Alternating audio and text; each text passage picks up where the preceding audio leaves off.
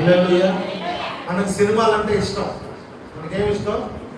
సినిమాలంటే ఇష్టం, ఇంకా సీరియల్ అంటే ఇష్టం, సరదా అంటే ఇష్టం, హోటల్కి పోవటం అంటే ఇష్టం, పార్కులకు పోవటం అంటే ఇష్టం, బీచ్కి పోవటం అంటే ఇష్టం, ఇంకా టూర్ పోవటం అంటే ఇష్టం.